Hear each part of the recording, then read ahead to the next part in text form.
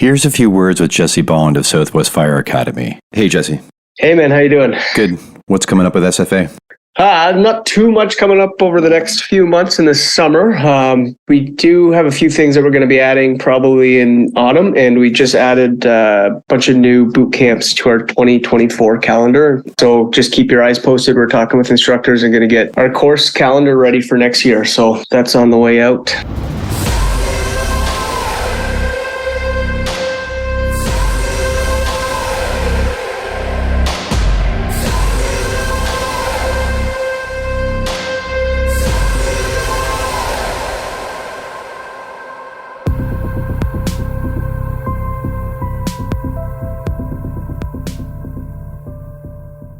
Hello, everyone. Welcome to episode 69 of Multiple Calls. I'm Scott Hewlett. You have to work hard and make sacrifices and compromises to achieve a spot on a fire crew. When you are offered the opportunity and you arrive there and the culture of that crew, platoon, or department doesn't clearly offer the path forward and maintain the expectation, it's alluring to let the feeling wash over you that you've crested the summit and not simply reached a plateau. There may be classification exams to move you through the firefighter ranks, but they're not a map of the routes to full competency and effectiveness. They aren't guides on how to go from being hired as a firefighter to actually becoming one. If you are surrounded with coworkers that haven't become firefighters themselves, then your models are misrepresentations of the real.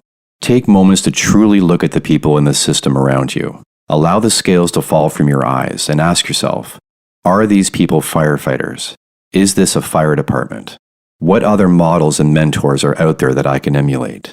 You can fit in and continue to grow into the firefighter you dream to be, despite the soil you've been planted in.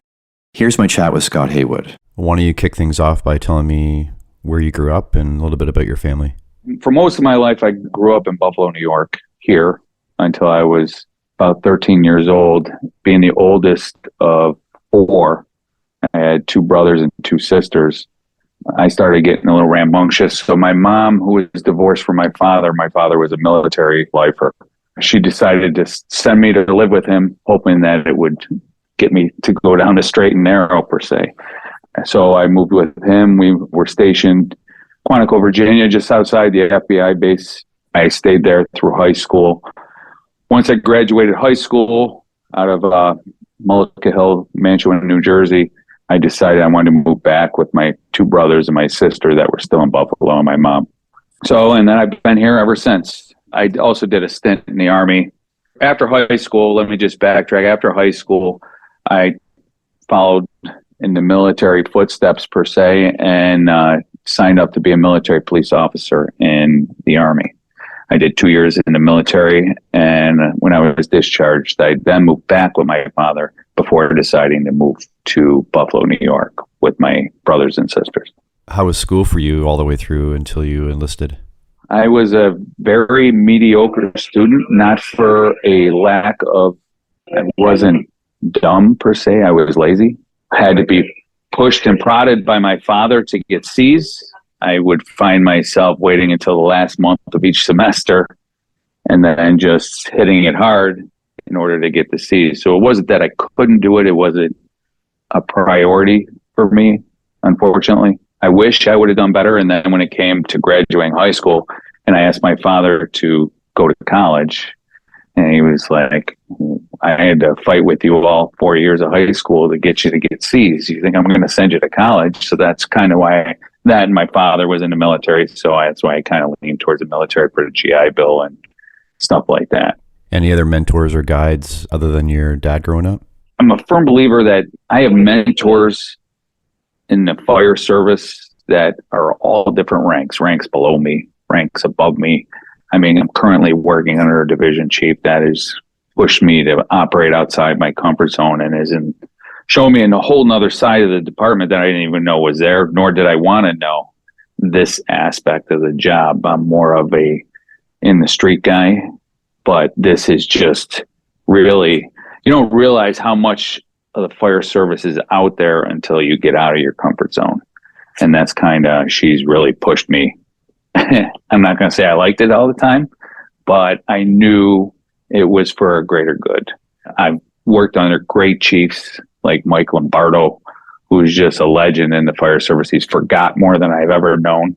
I mean, and these guys, I don't even think you have to be super tight with people to be mentored. I watched him work, and I just watched how he approached the job, and it left an impression upon me that I want to be that guy. I want to be like him. He really, I mean, he knows who I am, and I know who he is, and we speak and we're friendly, but he was a huge influence on my fire career. Chiefs like Don McFeely, another one.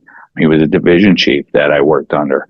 And then you got your firemen. I got senior firemen I wanted to be like. So my mentors were all based really on their approach to the job, and they all helped guide me. I mean, I have a close-knit group of friends that I still, of all ranks, lieutenants that I bounce stuff off of. And when you come to our outside the fire service mentors, my father-in-law was a huge one. I watched how, because my family, I don't know if it's because we were divorced or my parents were divorced or whatever, we were close. We would stick up for each other through thick and thin, but we don't call each other daily. But then I married into his family, and I watched how they interact with each other, and I wanted that for my family growing up when I started having a family to have that. So he was a huge influence on how I approach my family life.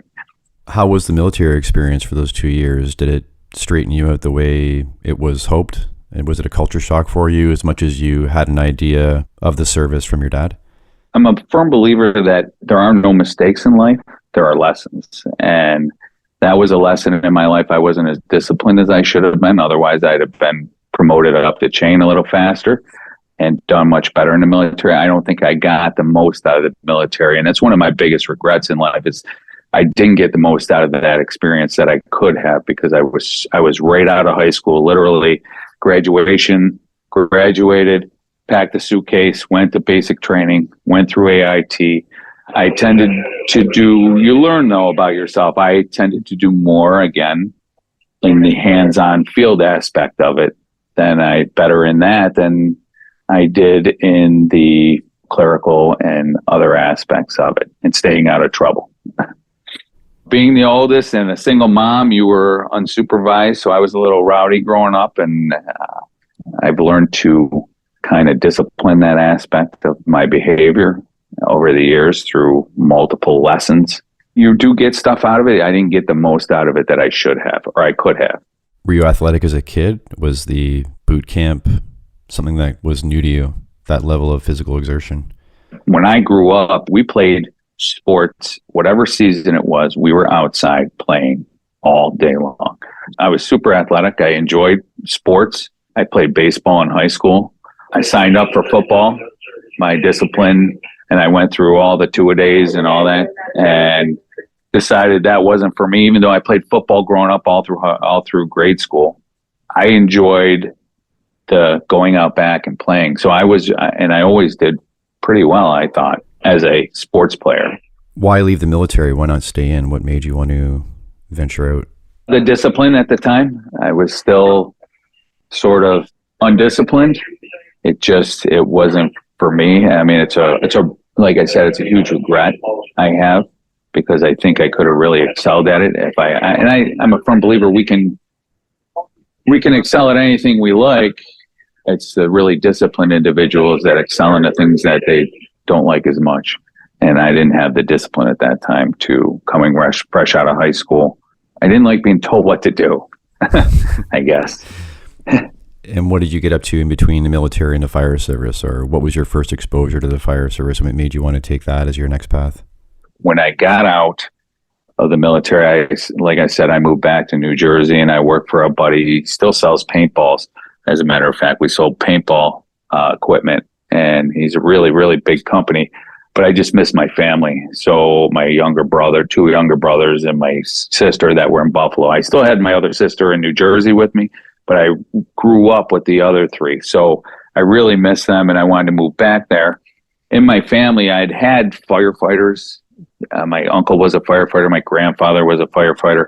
But I really didn't have much exposure to the job. I came back to Buffalo, and my father-in-law, I proposed to his daughter after a couple of years, and I was a phlebotomist. I drew blood for a living, and I thought I was crushing it, making $13 an hour and having health insurance. And he's like, I'll never forget it. He's sitting there, and I asked him for his daughter's hand in marriage, and he's like, you got to have a career first. And I said, I have a career. And he's like, no, I mean a real career. And that was kind of like culture shock. And he goes, I expect you to treat my daughter as I would treat her. And I'm like, oh man, talk about pressure. He literally, and I owe him, he's passed now, but I owed him a tremendous amount. He literally went down when the civil service test came out, and he brought me the police and the fire application. And at the time, I wanted to be a police officer because I just gotten out of the military a couple of years prior, and I was a police officer in the military. So I'm like, okay, I'll take them both. Whichever one I score higher on, I'll go with, because I gotta have a real career apparently. So I took both tests. I actually scored higher on police. I scored a 95 on police, and I scored a 92 on the fire service. And I said, whichever one called me, I was going to go to. So I decided to go to the fire service. Called me first. Now, my father-in-law, to preface this, was a detective, so he wasn't very happy. He was pushing me to go to the police department. Took the fire service job. I was in the academy. I just graduated. I wasn't off probation. Did pretty well in the academy. Graduated, went to my first duty assignment, and like a month in, the police department called me. And I'm like, wow, man, now he's really pressuring me. My wife wants me to be a cop because her father's a cop. And I'm like, I don't know. So I put in for a leave of absence with the commissioner. The commissioner granted it, said that I have never been in trouble. I was a good student out at the training or at the academy, and that he granted. But before, like a week before I was supposed to leave, I said, you know what? Everybody likes to see the fire department come to their door because we're there to help. Even when the cops come to my door, I'm like, oh man, what's going on? And it's just you're embraced more, especially in today's day and age now. Now that I look at it, it was the best decision I ever made. I watched how the public interacted with them as opposed to us, and I'm like, yeah, I'm not going anywhere. So I ended up staying, and I'm 26 years in this April. So, what was the academy experience compared to your military experience as far as discipline and structure, and was it a surprise to you? The physical aspect I didn't think was as hard as the military, but the stress was way, way more. And when I went into the military, I was coming right out of high school. I had worked in a pizzeria and delivered newspapers. I had no kids. I had no wife. When I went into the academy, I gave up. I was working 3 jobs as a phlebotomist.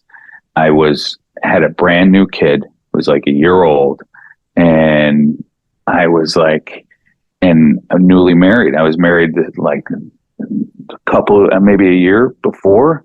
I had to quit these 3 jobs and put all my eggs in this basket. So the amount of stress that you're under when you give up everything and have a family to support, a new wife, I was terrified that I was going to fail. Terrified. Because they literally called you for the fire department on a Friday, said report Monday. So there wasn't a 2-week notice where I left on super good terms, you know. It seems like there's been a few quick turnarounds, right? High school straight to the military, and then that's a pretty quick turnaround too. I mean, I worked as a phlebotomist for 8 to 10 years. So I was there for a while, but it just, all of a sudden it was like, okay, Friday they called, do you want the job? And I'm like, yeah. So I jumped at it. Now, obviously my uncle was a fireman. My grandfather was a fireman. I knew what the job entailed. I had an idea. I didn't know the difference between an engine and a truck. I'll tell you that. But I had an idea, you know, we put out fires, we go to squad calls and stuff like that. Yeah, so it was nothing that was ever pushed on you. It was just what they did, and they let you sort of make your own path.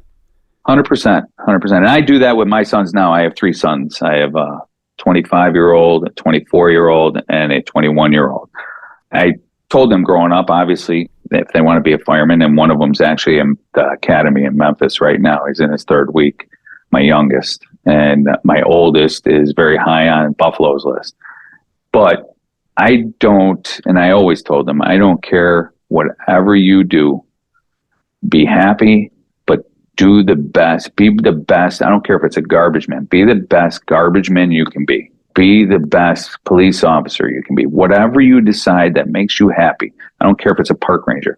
Be the best park ranger you can be. Not to diminish what park rangers do, but you get what I mean. Yeah, for sure. And no one pushed me. Obviously, my mother was very proud, as it was her brother and her father that were firemen. But so was my wife.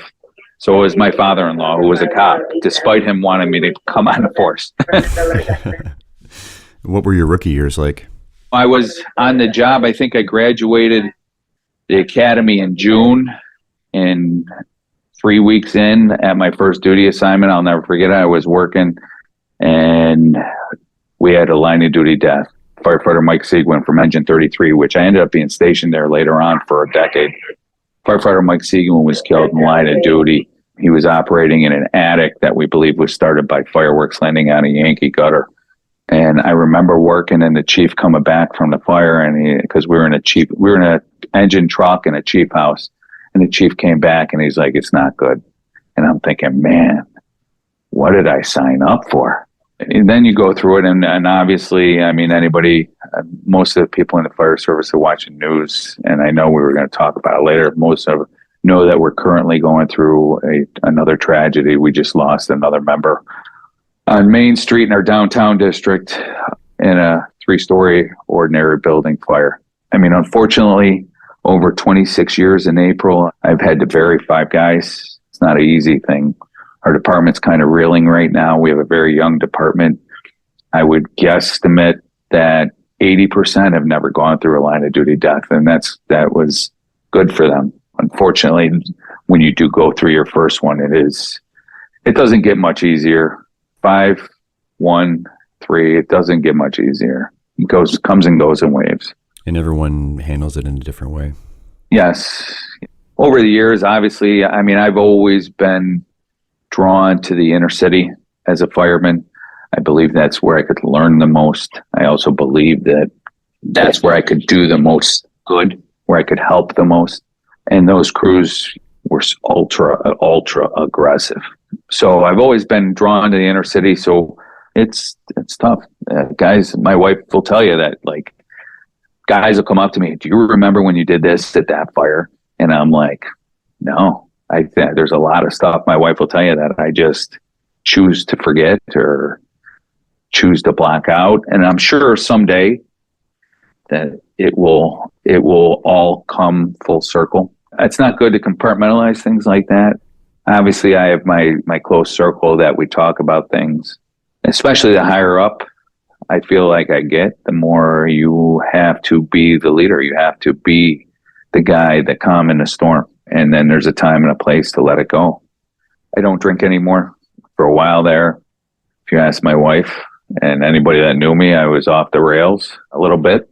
I don't know whether it was the culture of going out every second day in or things I had seen or whatever, but I recognized that destructive path, and I recognized that if I didn't make change, that there were going to be changes made for me, whether I liked them or not. It's part of maturing too. I mean, I matured a lot over these last, say, 10 years. Have you seen more guys make that shift, or maybe not stop drinking completely, but have you seen the culture of that dissipate a bit over time? Are things changing? Well, I think things changed, not necessarily because guys recognize certain things, but the shifts have changed. We're now, a lot of the fire services doing 24s. We used to do 2 9-hour days and 2 15-hour nights, and we would go out after both days, and we'd be out till 3, 4 o'clock in the morning. These are the stories my wife doesn't like to hear because they bring back bad memories. So, but we used to go out all the time. We would call it a staff meeting. We would go out and we would raise holy hell, and we make a lot of mistakes and lessons. And unfortunately, new babies, and there was a lot of pressure put on my wife. I had to make a change, and thank God she's a saint. She put up with a lot of shit. So 29 years in September. For all the emotions and thoughts that come up during firefighter funerals, one that definitely stands out for me is just that reconnection or realization of the fire service as a whole and what this really means. So maybe talk to me about what you think about that. There's been a tremendous outpouring from all over the country with this, and we talk about, I talked about it with you, through tragedy, it can either divide or bring a family together. This is kind of opened a lot of eyes, and I think our department as a whole has unified. We understand that there's a time to go over the tactics, to go over what happened, but right now we need to solidify and get behind the family, try and be there for them as much as possible, and try and be there for each other. Especially the guys, there's not many of us left that have done this and gone through it. And then we have guys from all over the country just coming here to support us. We've had the international, sent an entire peer support team up here to try and help guys get through this. It's just a huge family that has no boundaries. They come from all over. It's going to be tomorrow.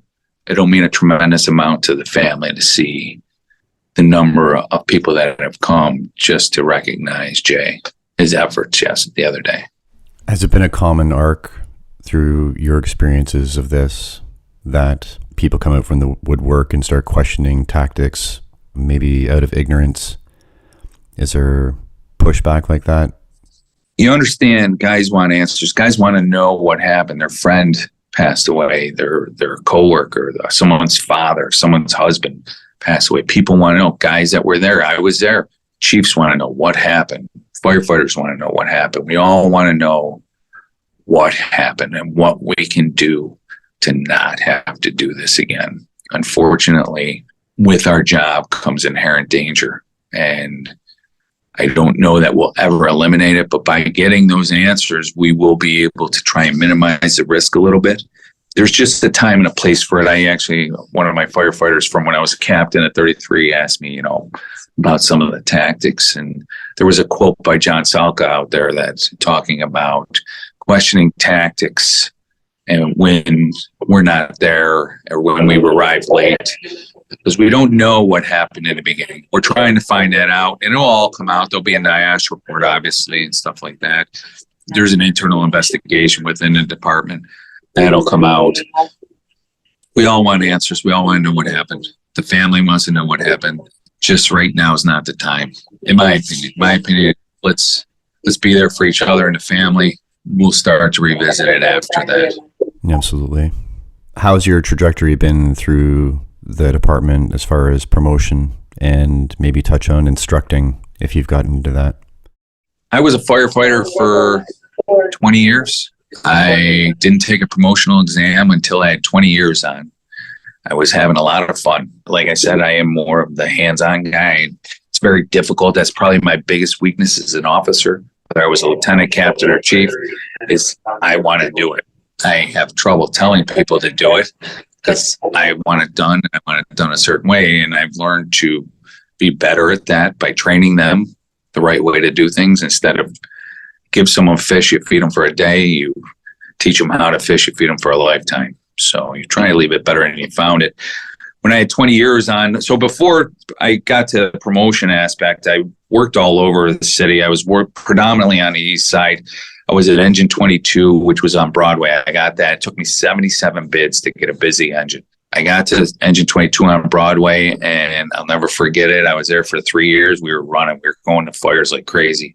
And the commissioner at the time met with everybody at spring inspections and said, we're going to close a couple companies. We're going to close this one, and it's in the Lovejoy section of our city, and we're going to close this other truck. And we're like, we dodged a bullet. And then the next day he was on news and said he was closing us. So he decided to change his mind overnight. And I was watching the news at the kitchen table, and I'm like, holy shit, that's us. He had to mess up. Well, he didn't mess up. So I bid a truck over on the west side, and they never closed the company. But they closed the company I went to.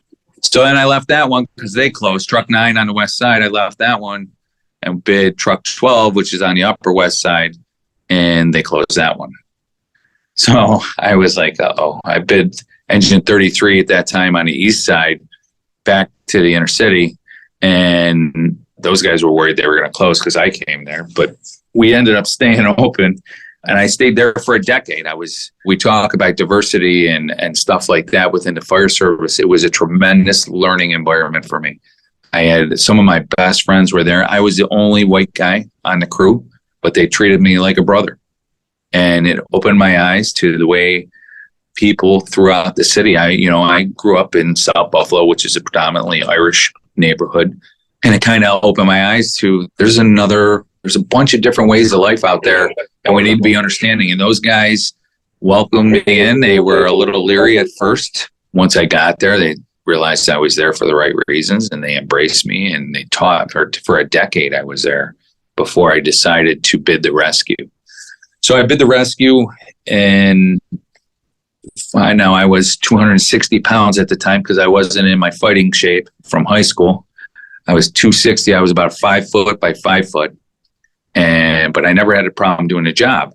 But when I decided to bid the rescue, because I wanted to go to more fires and do more work, I didn't want to be the guy that couldn't go in the hole or couldn't go over the edge. I didn't want to be the weak link.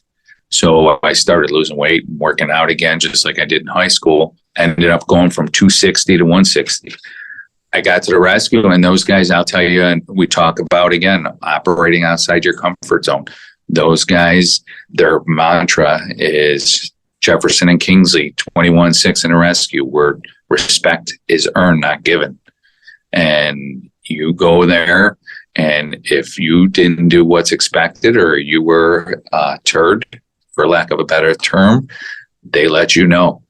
And I wasn't even going to study. I was having so much fun going to fires that I wasn't planning on studying. And again, everybody on my platoon they're all signed up for lieutenant's exam.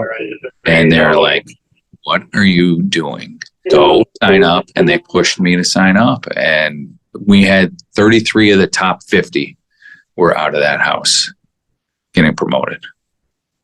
And we lost almost a whole platoon that got promoted because they push each other to be better. And it brought me to the next level. It truly did. Was there development support along the way as you transition to upper ranks, or is it pretty much just learned experience from the people you're around and the calls you go to? So from the tactics standpoint, it was mostly from the guys that I'd worked with. I've always worked with aggressive firemen, and they would teach you things. And that's kind of what we're lacking right now. When I came to 33, I was the baby, and I had 9 years on. Those guys all had 24 plus on my crew. They brought me from a green firefighter to this guy that I was very polished on the engine. Then when I went to the rescue, they expect you to know fire. They don't have time to teach you how to fight fires. They expect you. I had already been on a truck. Was on 2 trucks. I went to the engine, got my experience. So I was pretty well rounded when I got there because there's just so much more between auto extrication, confined space, water rescue, ice rescue. There's so much more that they have to teach you. They're like, you better know fire when you get here because we don't have time to hold your hand. And they pushed me tactics wise to learn different things.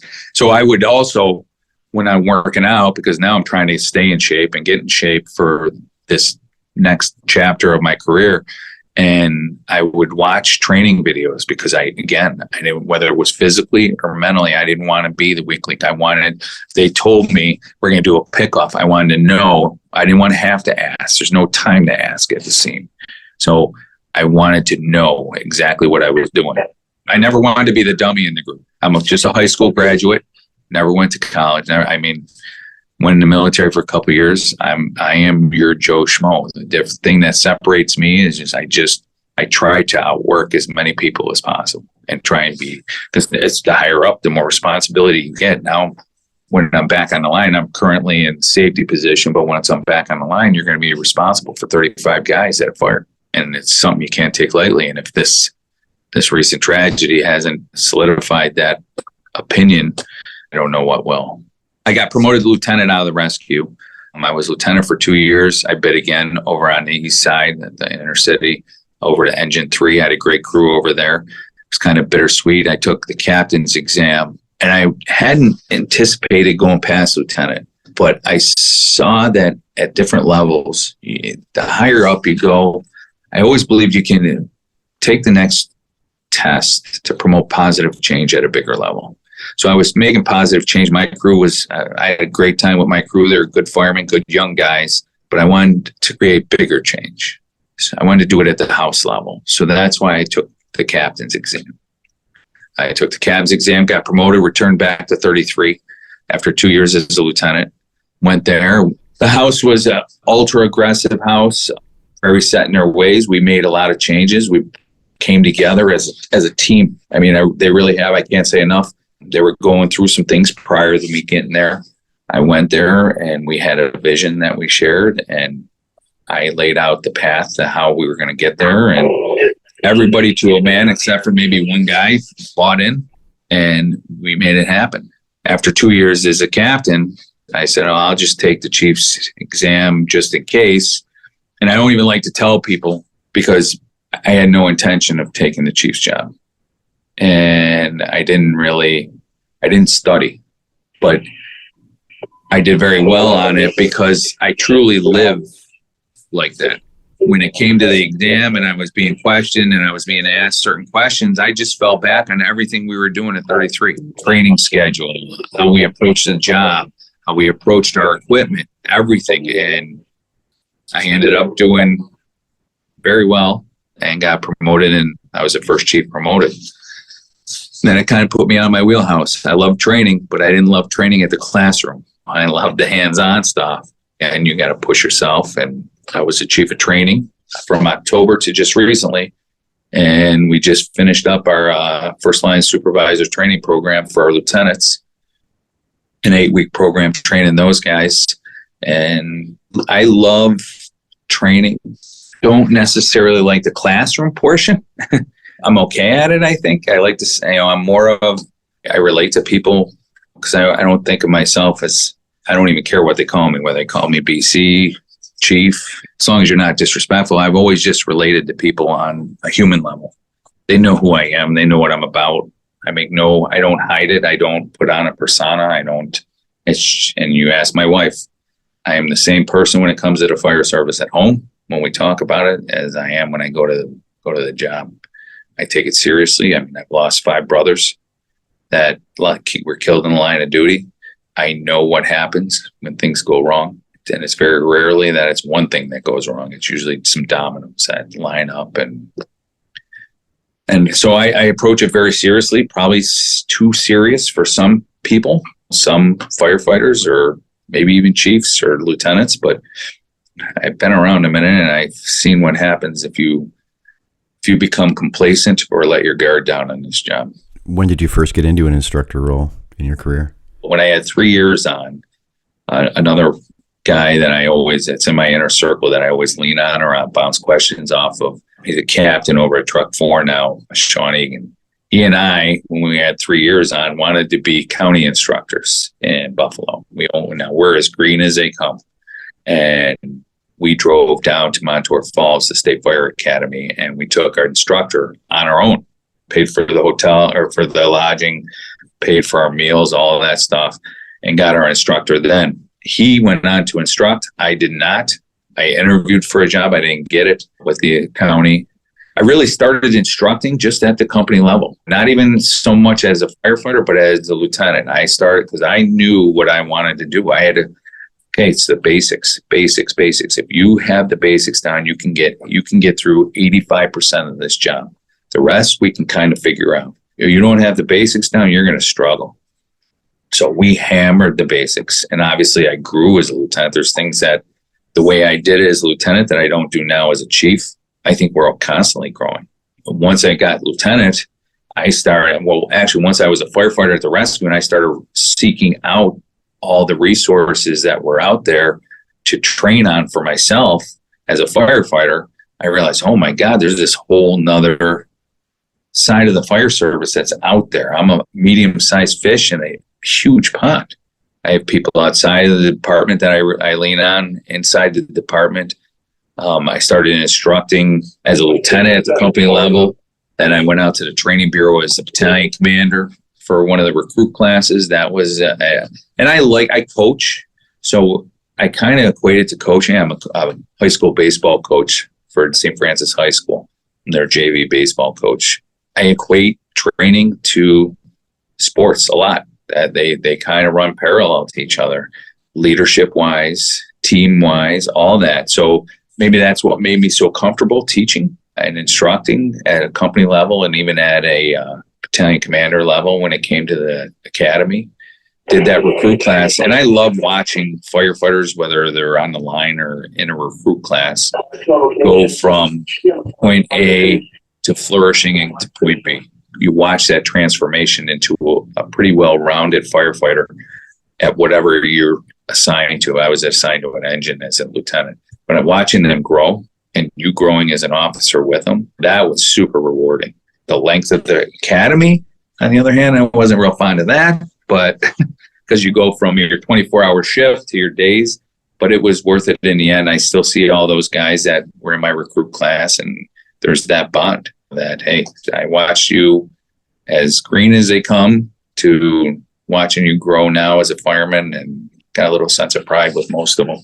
There's a lot more conferences available now than ever, and more so in the States than there is up here. When did you first start getting out to conferences? Do you make a point to go every year to certain ones? How do you approach that? I think I've been to one or two. I would love to go to FDIC. I know that truck captain Sean Egan teaches out there. I know there's one down in Florida. I wanted to go, Pensacola, I think it was. There's a bunch of them I want to go to. It's just, hey, with what's going on now, I can't. But I always, between coaching and my family, I have to. The first 15 years of my career, I put my family on the back burner for wrong reasons. So now I almost feel like it's their time.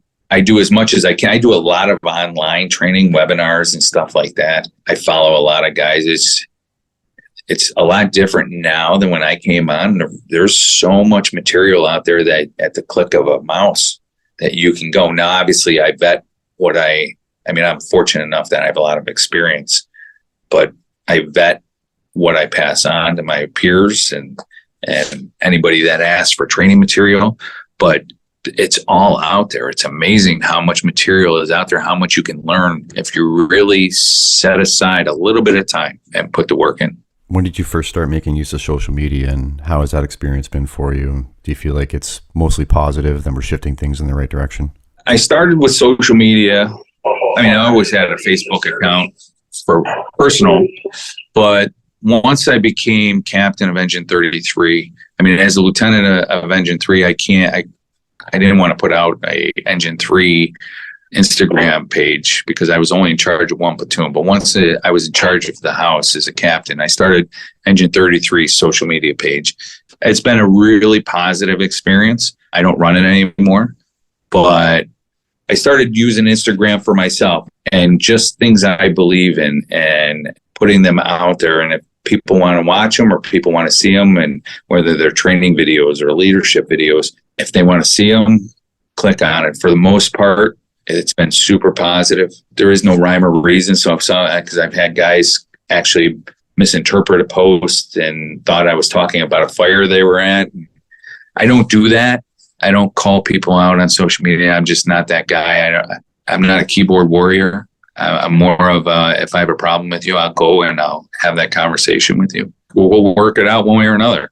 But I use social media now just to try and inspire and teach and help in the small part that I can, the small group of people that pay attention to what I post. And you have your guys that reach out and try and bait you, obviously, and it's a discipline.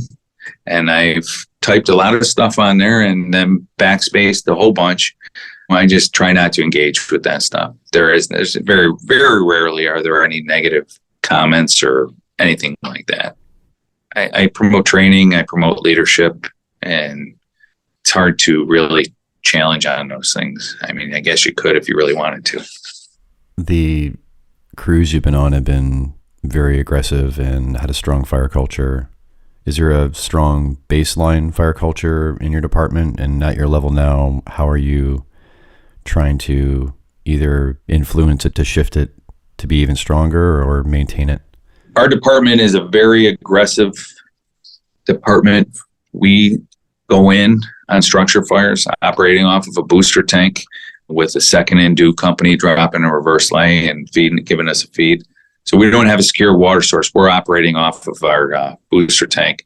And I mean, as far as the department itself, obviously you have those that are more aggressive than others, but overall we're a pretty aggressive department. That's how we train. I try and push that. The biggest adjustment for me was everybody isn't going to have the same mindset as me. I had to adjust that everybody's not going to love the job like I do. They're not going to do, and I'm not saying that I love it any more than anybody else, but I'm just saying there are different levels with this job. I do have a minimum as a chief, as a captain, as a lieutenant, and even as a firefighter, a senior man on a crew. I had a minimum and they needed to meet that minimum. I'm a firm believer that the minimum is one step above failure. So my minimum wasn't everybody's minimum, but we overall train aggressively. We have an aggressive mindset. Biggest challenge right now is we have a very young department.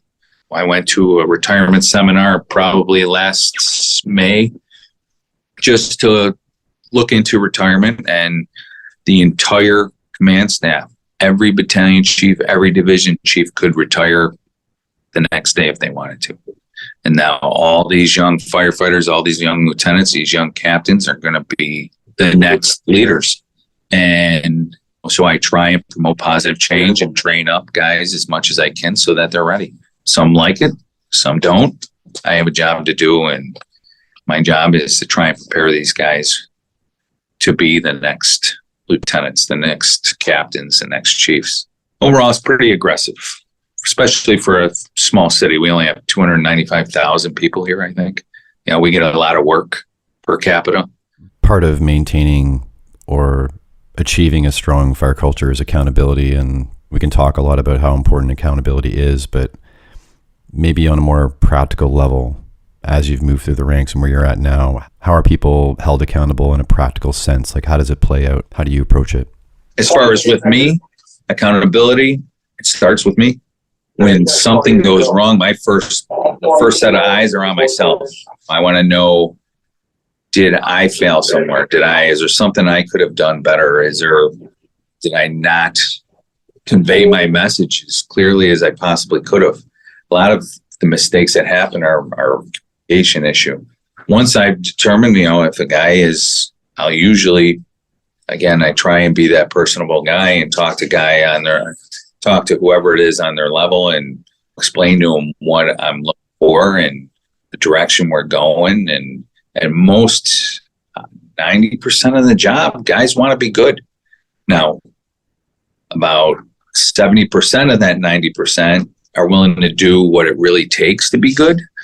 But 90% of the guys, no one wants to suck. So if you show them the way and they'll follow.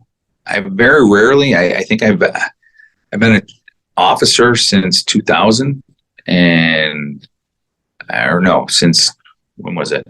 2018. And I've written one guy up and that was it. And that was after meeting with him for 18 months and sitting down with him and talking to him. Obviously we had, verbal counsels and stuff like that. But I've only been unable to reach one person as an officer. And unfortunately, there's some people you can't change. I pass it up to chain of command and they did with it what they did. How does your department, and I guess you specifically, how do you approach mental health? Have there been any, I know you mentioned you had some of your own struggles along the way, maybe not specifically related to mental health issues, but maybe just speak on that subject for me for a bit. Well, we all know that there's been a stigma as far as mental health. When I came on, you had a shitty fire, you went out and you hung out with the guys. And I still think that's one of the best therapies out there is to hang out with with the guys whether it's at the kitchen table or a ball game or a hockey game, but it's a fine line. I cross that line. It's a fine line between going out socially, and it's one you have to navigate carefully, or else, like I said, changes will be made for you. I try and reach out. I mean, obviously, I know what it's like to go through this. I've been through it. The mentors that I have, for the most part, they've all been through it. So we try and explain to guys that it's okay to not feel all right. What's not okay is not to reach out. It's okay. Everybody has problems. Everybody has struggles. I'm sure that there are people and new firefighters that'll listen to this from Buffalo that didn't know any of this about me. They look at me as this guy has got his shit together. He's squared away, and man, they're gonna be like, wow, he was a disaster. But I mean, I try and reach out. I just let guys know I'm here. I care about you. I mean, I don't put posts on Facebook for show. I don't put posts on Instagram for show. I give a shit.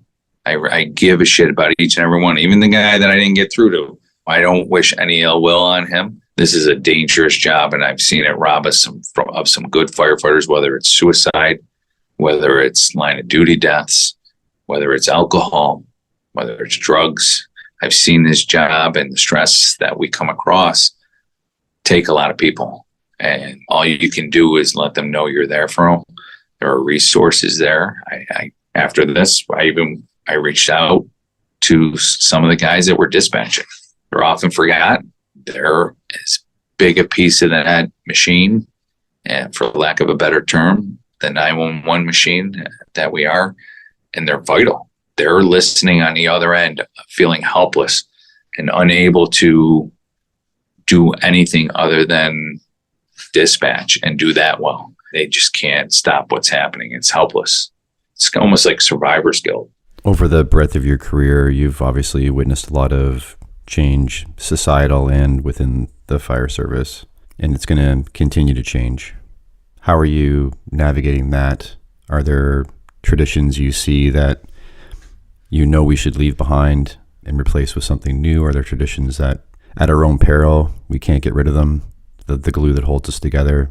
What do you see that we can leave behind, and what can we benefit from keeping? I'm a firm believer that tradition within the fire service is super important. It honors those before us. It teaches the young guys coming on.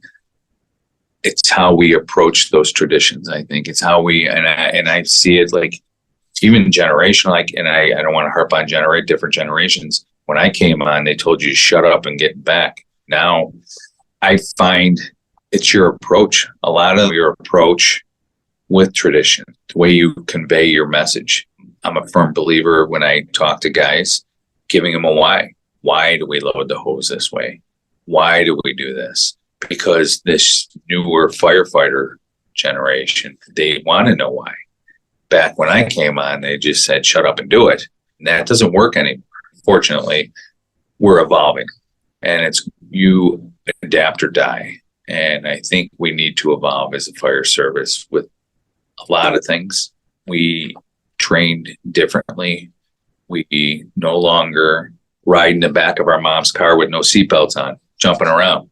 There's a reason for it. There are certain traditions and stuff that we have to change for safety's sake, for just how we treat people, how we approach it. I do think that's a fine line, though, because I think that has made me who I was, who I am. I am the aggressive guy in a fire because I was taught a certain way. I was taught, listen, this is what we do.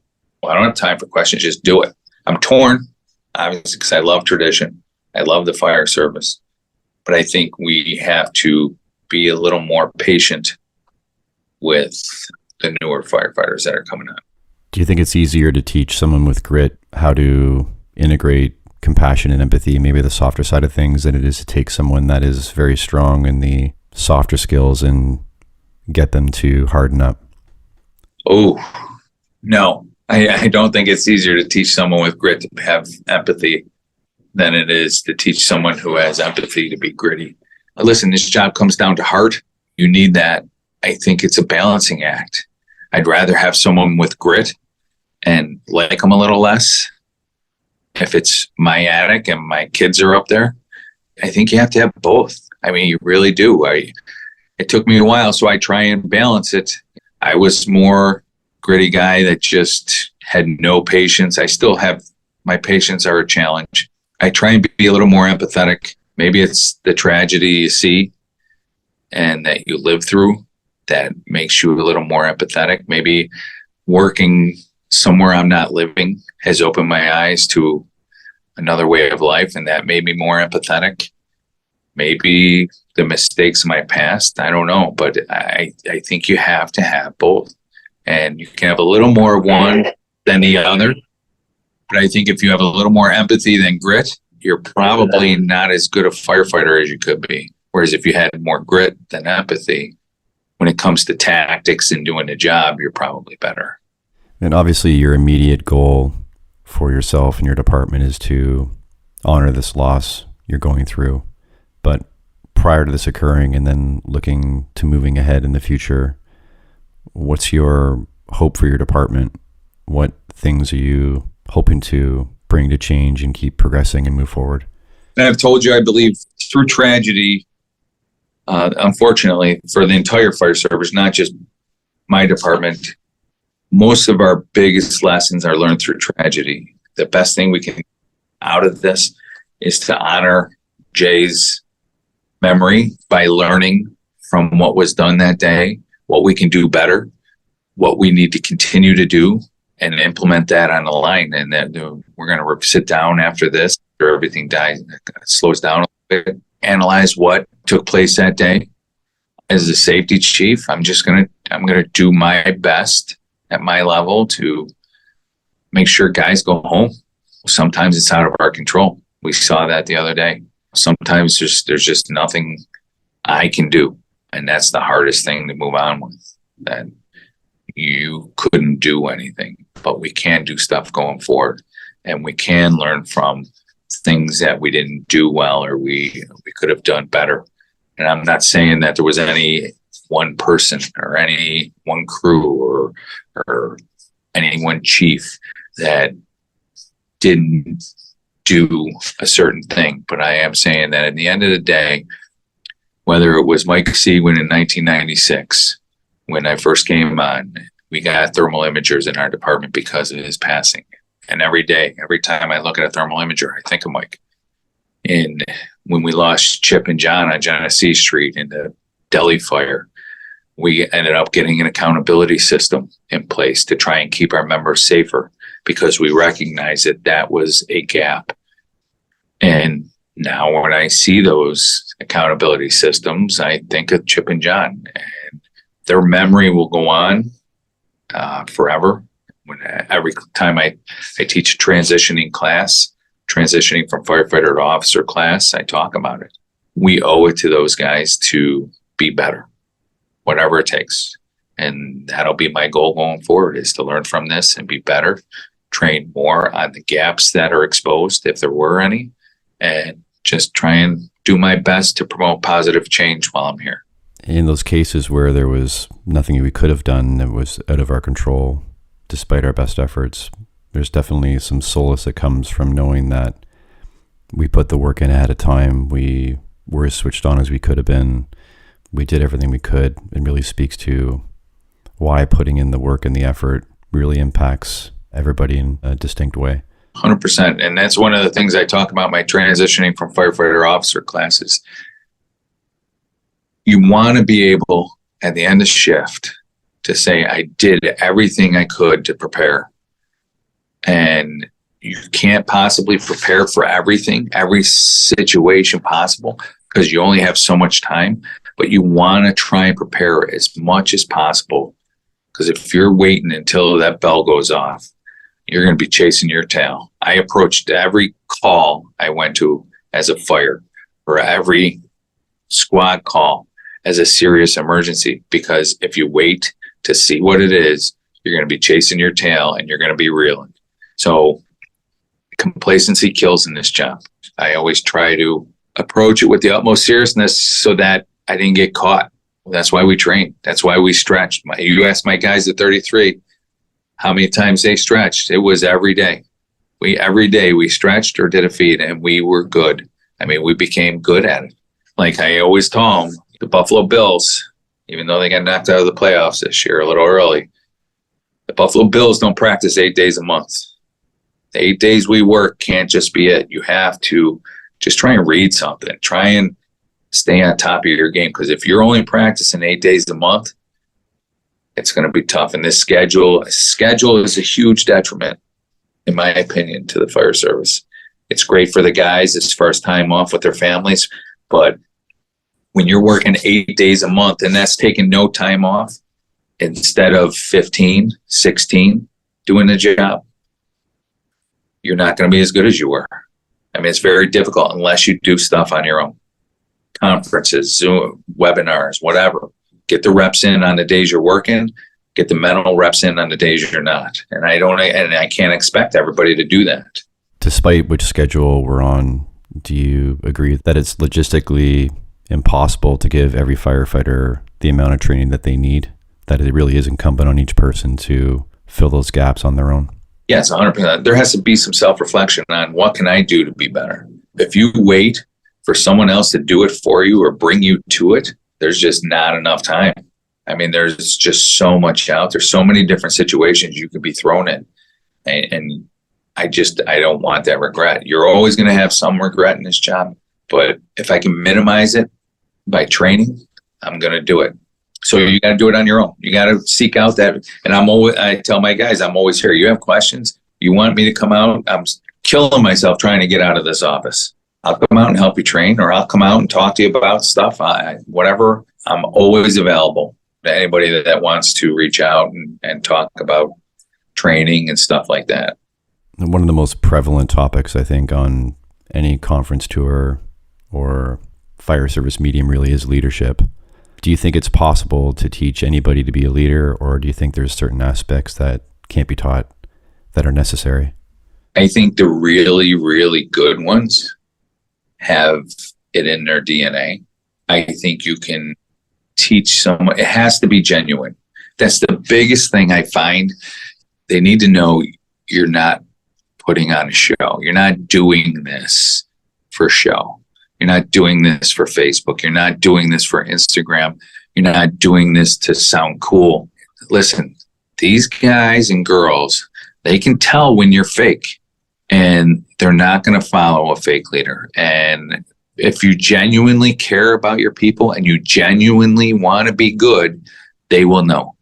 They can tell. And they know your intentions are good. So I think the really good leaders have that empathy, have that goal to be better. They have that drive. I think you can make someone adequate. You can make them solid. You can make them a solid leader. But to go next level, you truly have to believe it. It has to be in your DNA, in my opinion. I honestly, like I've told you, I believe that I have to lead from the front. It's not a show. It's not, and believe me, I almost swore again. It's a lot of pressure. It's a tremendous amount of pressure to lead from the front, and no guys are watching. But if you really care about them, you embrace that pressure. You're a busy guy, a lot on your plate. What are you following, listening to, reading? Like, what keeps you in it when you do have time for yourself to push outside of your comfort zone and keep growing? How are you doing that? What mediums are you using? I use Instagram a ton. You would think, as old as I am, I'm a Facebook guy, because everybody says Facebook's for old people. I watch a ton of webinars. Through Instagram, you're put in, you're networking with all these different departments, all these different guys, and you learn quickly who the big time guys are. I was fortunate enough to have Mike Lombardo in my back door. I mean, to watch him, and then you watch whom he networks with, and he's networking with guys that are legit, and I follow those guys, and it spawned into this whole. I don't just follow guys to follow guys. I'm trying to learn as much as I can and pass on as much as I can before I get out this door. Having those great chiefs and commissioners and captains. And I've been fortunate to work with a lot of the best, but there's so many more out there that they're friends with, and I friend them. And I like Instagram. I do read a few books. I'm based mostly on leadership. I watch Jocko. Of course, everybody watches Jocko, but it depends what I'm looking for. If I'm looking for tactics, if I'm looking for leadership, mostly Instagram. Phone calls. I'll call. Like if I had a question, I would call Chief Lombardo, Commissioner Lombardo, if I really, and I'm sure he would take the phone call. There's just so much out there. That's at the tip of your fingers that I didn't have when I first came on. There's only excuses as to why you're not trying to get better, because it's all right there. Most of these kids are on their cell phones now anyhow, swiping right or whatever the hell it is. So you've worked engine, truck, and rescue. Do you have a preference between the three? Oh boy, you asked me to split the baby here. The rescue. Right, you went to every single structure fire. I don't know if that house changed me. I mean, it changed me from a guy that thought he was good to a guy that they pushed me to be someone I didn't even know I could be. And so I really owe that house a lot. I'll always have a bond with that house, the guys that are there, and the technical aspect of it, the confined space, the rope gigs, the ice. It was always something different. When you would pull up on a scene, and I'm a chief now, you look for those guys. You look for those guys that whatever job you'll give them, they're going to get it done. You may have to pull them back by their coat a little bit because they're so aggressive, but the guys that show up on scene, and when you say, I need this, they're going to get it done. And the rescue is that crew. And there's other crews out there that are like that, but that house, pretty much to a man, is like that. And that's why they had 33 out of the 50 of that lieutenant's list that get promoted. Those guys get the job done. How's your housework around meals? Do you eat together? Are you included in that? When I'm in a firehouse, yeah, 100% I'm in. It's an important bonding experience. I'm a terrible cook. Terrible. But I can wash the shit out of some dishes. That doesn't mean I don't cook. I just cook expecting to get abused afterwards, and they never fail. But yeah, I think I eat with those guys, especially now it's 2 days a week, and I'm a huge fitness guy. I work out every day. I try and eat clean on my days off. But if you're in a firehouse and you're only there 2 days a week, you can eat clean 5 days. I try and always eat with the guys, the men. I eat last. It's a big rule of mine. I eat last. You make sure they're fed. You make sure they're taken care of. And just the subtle message it sends that I'm here to take care of you. But you have to believe it. You don't do it for show again, because they can tell. They can tell guys that are faking the funk. Are you involved in hiring at all? And how has that shifted in your department over the years? No, I am not. That is run strictly through civil service and the administration. It's not something I ever desire to pursue. I'm going to try and get back to the line as soon as possible, but you have to earn your stripes, and even scoring number one, you have to pay your dues. And I would never tell one of these guys, hey, you need to retire so I can get to the line, because I'm that dinosaur. Guys look at me as that 26-year-old guy that could go anytime. So I don't ever want to be a part of the hiring process. I'm not going to say anything that can get me in trouble about the hiring process. I'm just going to leave it at that. I guess it's more and more a sensitive topic for sure. Yeah, I'm trying to say something without saying something. What's next on the horizon for you? Currently operating as the safety chief within a department, and we have for years now, we've always had a standing committee for line of duty deaths.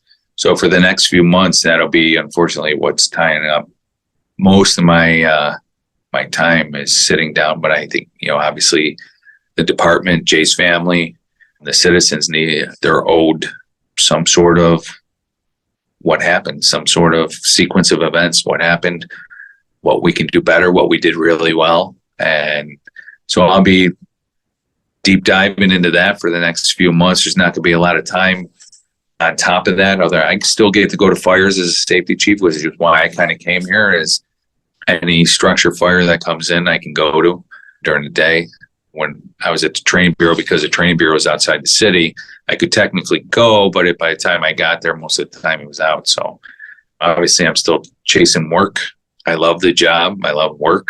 I love teaching guys how to do the work. So, I mean, this next few months are going to be that investigation, and they're going to be trying to be there for my peers and the family. And that's about it right now. That's my sole focus right now. What's your view on dash cams in the trucks and helmet cams on the guys? Are you pro or con on that? And is it beneficial to have that for looking back on what occurred on calls? I have 2 helmet cams because I am a stroke. I love the job. And I don't mean that in a detrimental way. I'm a fire stroke, but I can see where they would be detrimental. I think they're a great learning tool. I think you can use them because then you actually get to see what that person saw and why they made the decision they made. But I could also see where they're a liability legal-wise, where they can get you hemmed up. I mean, especially the ones in the rigs. I mean, the rigs, there's a rash, and now we just implemented a emergency vehicle operators course here in Buffalo about a year ago after a rash of accidents. And they're getting ready to place cameras in the rigs, and that will save a lot of guys. Discipline. Because right now, if you're in an accident, it's your fault. But if you're going through a green light, some guy T-bones you, and it's on camera, it's going to save you. So as long as you're driving with due regard, they're going to save you. But I could see both points of view. I always told my crew, listen, if something happens to me in a fire, rip that thing off my helmet and put it in my locker for my wife, because I don't want my IOD or my benefits to be stripped because I did something outside the scope of our SOPs, or not that you should be operating outside the scope, but you all know it's a fine line. Yeah, is your department pretty good with that overall, with more so guidelines and letting guys do the job as opposed to trying to back them into a corner, tie their hands? Yeah, I mean, most chiefs are. We have our admin, obviously, and we have a commissioner, and they ultimately really run the department. But your chiefs and your officers, they guide the department. They guide the department on the fire grounds. And most chiefs, they know the players that are good, and they let them do their thing within reason, keeping safety in mind, obviously. Is there any core message or thought that you'd like to finish off on before we wrap up? Lead.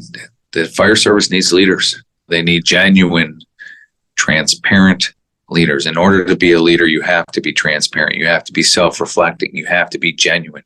Those are the 3 traits. If I could tell someone, if you want to make a positive impact on this fire service, be transparent, be genuine, and self-reflect. Look within yourself first to improve, and then use that to improve others. Other than that, just stay safe. Go home. Make sure everyone goes home. Well, deeply sorry for your loss. Obviously, it's all of our loss because it's a family, but obviously it's much closer to home for you guys. So I'll be thinking about you all tomorrow and moving forward, and I wish as much peace to you as you can possibly muster. It's going to be a process for this department to get its feet back underneath them because they're so young, and tragedy hits everybody no matter how much time you have on, and people react to it differently. We're going to circle the wagons, to quote the Buffalo Bills, and circle this family, and whether they know it or not, they just adopted the Buffalo Fire Department. Thank you. I really appreciate your time today. It's been great to finally connect and chat one-on-one. Thank you. It's nice to put a name to the face. All right, I'll let you get back to the rest of your day. Thanks. You stay safe.